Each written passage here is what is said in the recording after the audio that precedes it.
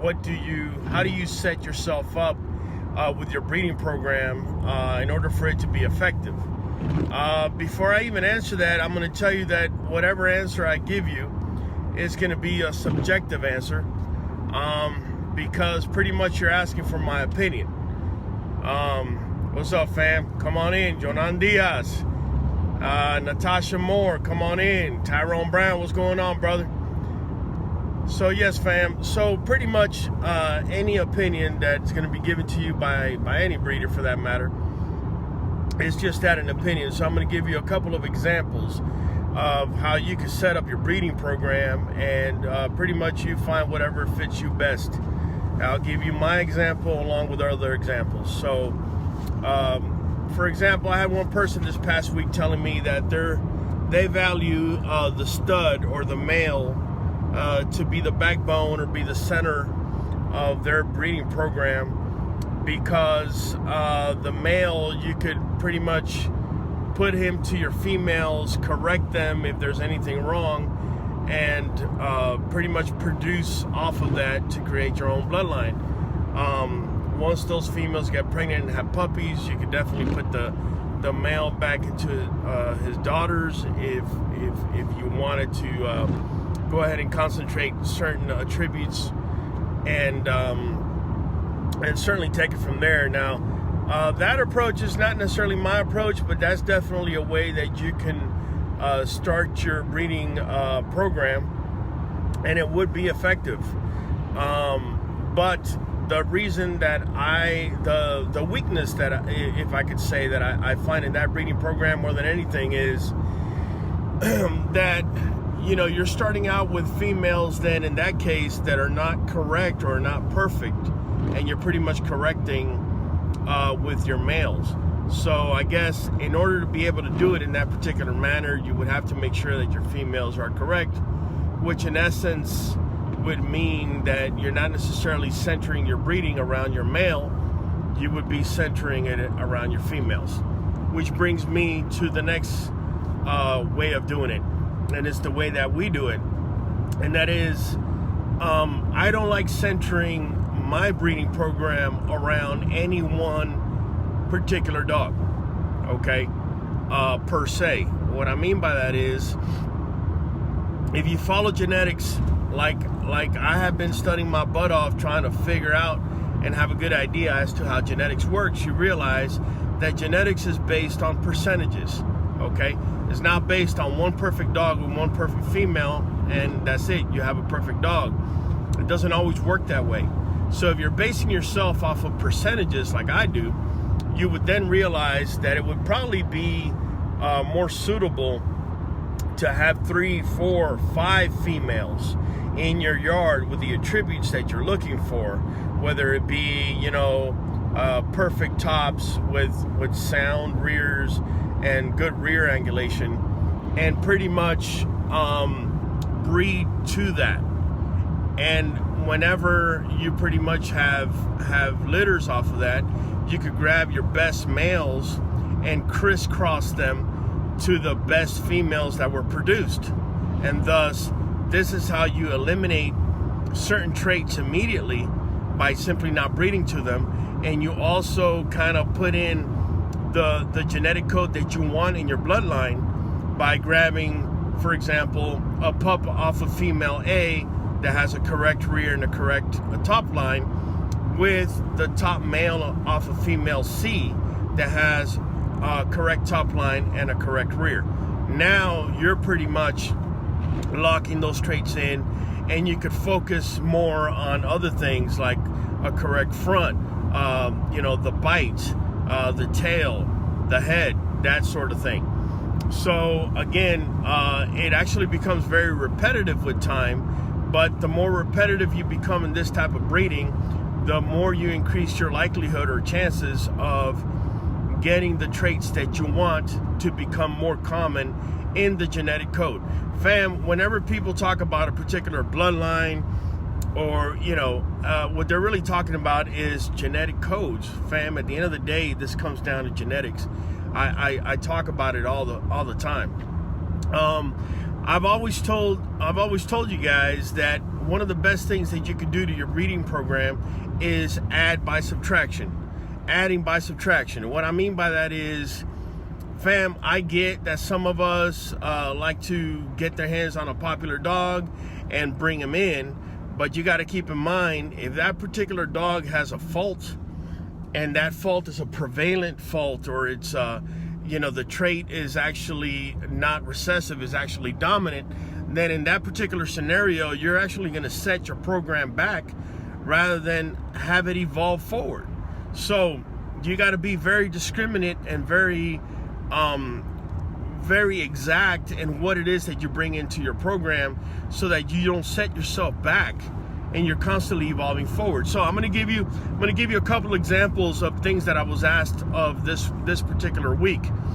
By the way, what's up, Jordan? What's up, Miss Deborah Harden? What's up, Miss Gempy? Greg, what's going on, brother? I'm going to give you a couple of examples. One particular guy sent me his dog this particular week for me to evaluate, and we both came to a consensus that the dog has stiff stifles. Now, if you ever heard me before, you already know that's one of the harder things to get rid of, is a stiff stifle. So, he was asking me, like, what type of female are we should he be looking for in order to, get rid of stiff stifles and pretty much move on from there.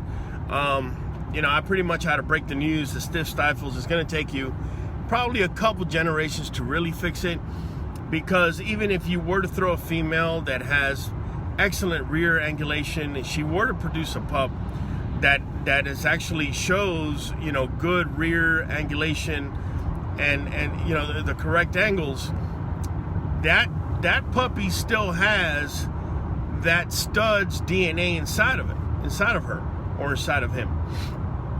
And so, believe it or not, when you look at that puppy, even though he's not showing stiff stifles, if you match him up to the wrong female or to a female that has stiff stifles one generation or even two generations, maybe even three generations away, you may pull that particular gene in. So my recommendation for this guy was, obviously you need to get yourself a female that has that doesn't have stiff stifles, that has the correct rear angulations. You're going to breed to that, and you're going to grab probably her best male with the most correct angulation and put him back to her. And pretty much, in essence, at that point, you have pretty much taken that original male with stiff stifles completely out of the picture. That male should not be bred anymore. Once you do that, you have pretty much subtracted this unwanted attribute outside of your breeding program. Have you fixed it 100%? Probably not. You probably fixed it about 90% if you do exactly what I just told you, where that is bringing that correct female son right back to her. Okay, you're probably going to need one more breeding after that, probably doing an outcross, bringing that offspring to another female that has correct rear, in order to really, really, really get away from that particular fault in the stiff stifles. And the same could be told about other faults, and the amount of time and the amount of breeding that is going to take for you to be able to get rid of these things that you don't want, in essence, has more to do with how tight the blood is that brought the fault. And also, did you double dip by setting up, say for example, a male that has that fault?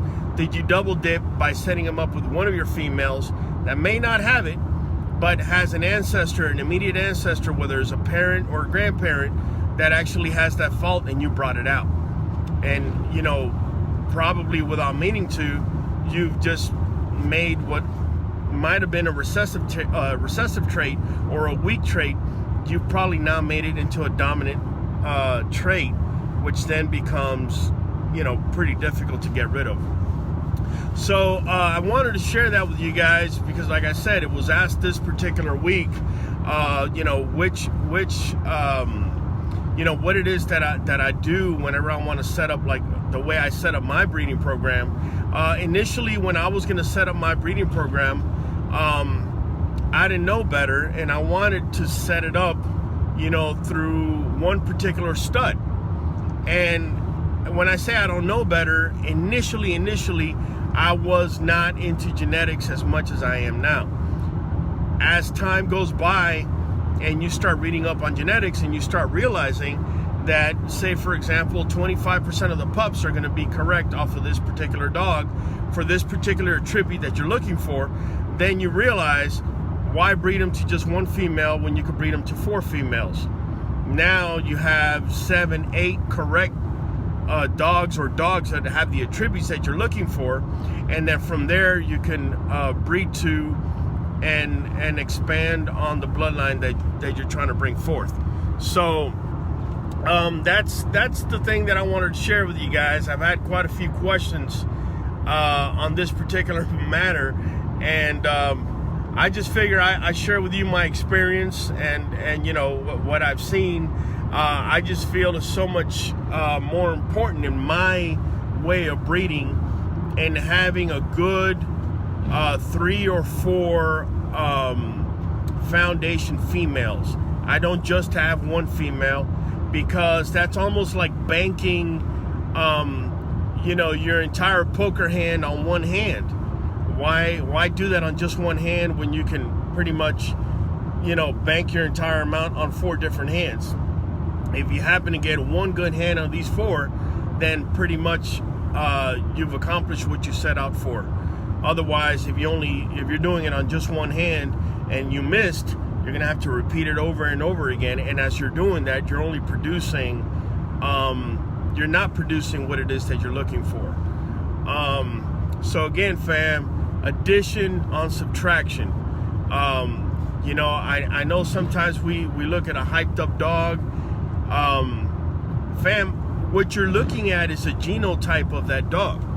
What you're looking at is the representation of the genes, the genes that dog has that actually want to show themselves. You're not seeing what the dog has on the inside. And in order to be able to see what the dog has in the inside, you got to look at the pedigree. Okay? You got to check the pedigree out. And you got to start learning bloodlines and where these you know, bloodlines are limping at. I can tell you right now, there's about 4 or 5 prevalent bloodlines right now that the minute I see them on a pedigree, I'm either not gonna stud my male to that female, or immediately the other way around, I'm not gonna use that male on my females. Why? Because their ancestors that they were bred to in that particular bloodline are, you know, that particular DNA code that brings about those traits, whether it's a stiff stifle, high rear, east west, whatever the case may be that I don't want, it's predominantly put into this particular dog. And that's what a bloodline is. A bloodline is not one dog. You know, a bloodline is a foundation of dogs that cumulatively give out a particular trait or look or whatever it is that you're looking for. And obviously, in order for you to be able to develop a bloodline, you got to have at minimum 4 generations. Okay, so say for example, you bought yourself a male puppy and a female puppy and you want to start breeding. That's generation 0. Okay, when those two dogs grow up and they have their first litter, that's generation 1. Okay, whoever you put that particular litter to, whether it's an outcross, inline, inbreed, whatever the case may be, you're then going to get to 2nd generation, and so on and so forth until you get to 4 generations. Okay, and until you get to a 4th generation, your line is truly not considered a bloodline, because realize it's probably going to take 1 or 2 generations for you to be able to bring out the traits that you're looking for. And then it's gonna, at some point, you're gonna have 1 generation where you're just gonna lock in those traits. And then at some point, you also need to outcross. So in order to show that those attributes or traits are prevalent, and minimum, you need 4 generations. To be honest with you, I truly think instead of 4, it should be 6. But that's just, you know, that's just my opinion on the matter. So either way, fam, I just wanted to touch up on those things. If you have any questions, again, I always open up the mic. Robert James Ward, I'm gonna bring you on. Is that a question you're trying to ask? I'm not sure, man. I see you putting up fists and whatnot and question marks. Does that mean that you want to ask a question, or what does that mean? Oh yeah, definitely, Kay. I appreciate it. Gary Townsend, Kelly Marie McGovern, thank you for watching. Luisito Lewis, what's going on? Daryl Walker. Yeah, fam, I just want to touch up on that. Also, I think y'all already seen the video we threw out there with Mr. King Spartacus and this little here girl back here, Genesis. You got to forgive her. You know, we did a surgical AI today, and you know she's a little sleepy after it. But no, you know, no big deal. She's gonna be just fine. Again, we're gonna be posting up that particular breeding in our QBN app. So make sure you download our QBN app if you're interested. Also, we have another breeding for Saturday, and we got 2 more breedings coming up within a month and a half of each other. So make sure that you download the QBN app and you see what's coming up. Either way, fam, I want to thank y'all for joining me today. It's been kind of like a ad hoc type of thing, because as you can see, I'm driving back. But I wanted to touch up on those topics, and I had a good friend of mine ask me to go ahead and put it up on Facebook. I hadn't been on Facebook for a while. So this has been QBN. I want to thank you for joining us. Peace out.